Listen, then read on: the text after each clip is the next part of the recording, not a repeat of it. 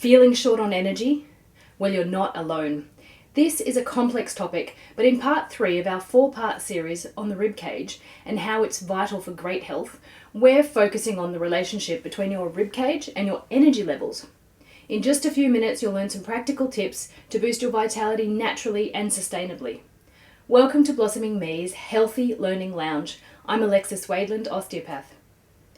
Ever wondered why some days you feel invincible, bursting with energy, while other days you struggle to have the energy to move, to think and to function? You probably know it's not just about sleep, but did you know that your rib cage has a role in managing your energy levels? So let's look at how optimizing the movement of your rib cage can elevate your vitality naturally. The rib cage and oxygenation. So your rib cage isn't just a structure to protect your heart and lungs or to give you shape. It's a gateway for oxygen, the fuel of life. When you breathe deeply, your rib cage expands, allowing more oxygen to enter your lungs and infuse every cell of your body. Without enough oxygen in your cells, your mitochondria cannot make enough ATP, the energy currency of our body. Oxygen is the most limiting and fundamental component required for energy production in the human body. So without enough, we struggle. We need a high blood oxygen saturation for our bodies to stay alive. That's why in hospitals it's constantly measured. And of course, without any, we suffer tissue damage, tissue death, loss of brain function, and death in as little as a few minutes. The rib cage, diaphragm, and the lymphatic system.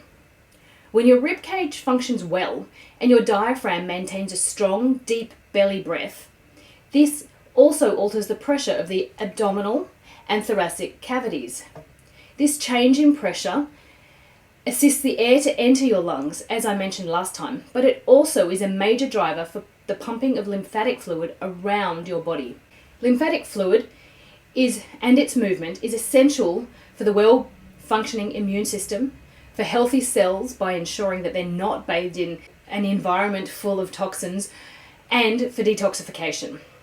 And as the lymphatic system has no pump or muscle action of its own, it relies on the movement of the body, and specifically the diaphragm and breathing, to function.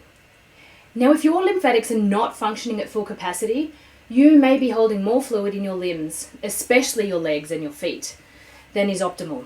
And this can create a heaviness and reduce your ability to move your limbs comfortably and freely. And this means that you use more energy just to move. So now you have reduced energy production inside each cell, plus increased demand for energy to allow for movement. Now let's take a look at your posture.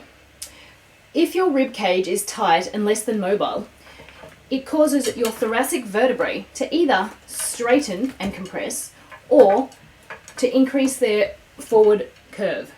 In either case, it alters the mobility of your spinal column.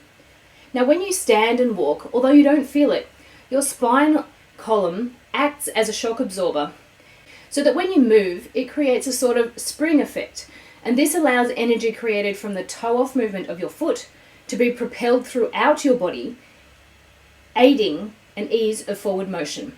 And when it's not happening optimally, we require more strength and more energy to activate and move our muscles in order to propel us forward.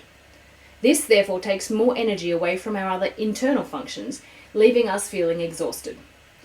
This is further exacerbated if we have any areas of the body that are injured and not moving correctly due to prolonged, habitual, poor posture, poor work ergonomics, poor movement patterns.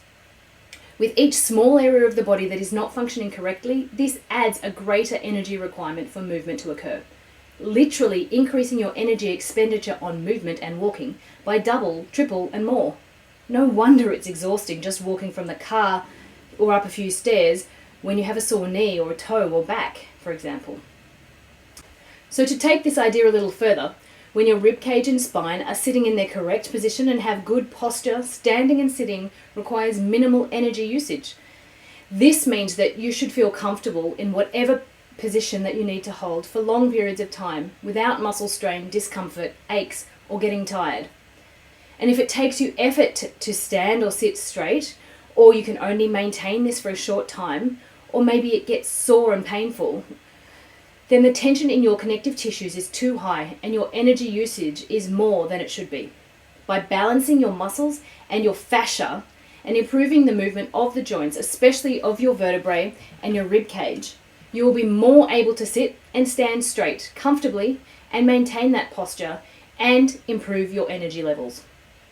So if you'd like to learn more, I've created a short video series taking you through a little bit more about the anatomy of the rib cage, some breathing exercises, a handful of techniques that help you to improve your thoracic and rib cage and spine function, supporting improved posture and switching on your vagus parasympathetic nervous system, as well as some myofascial tools and their associated routines, which can also be used to improve all of this, allowing you to improve your breathing, posture, shoulder, neck function, stress levels.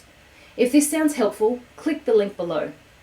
Thank you so much for joining me in this exploration of the rib cage and energy. And if you found this information useful, please like, share, and subscribe. If you've got any questions or insights, please add those to the comments section. Your support fuels us to serve our community and you better. In health, bye for now.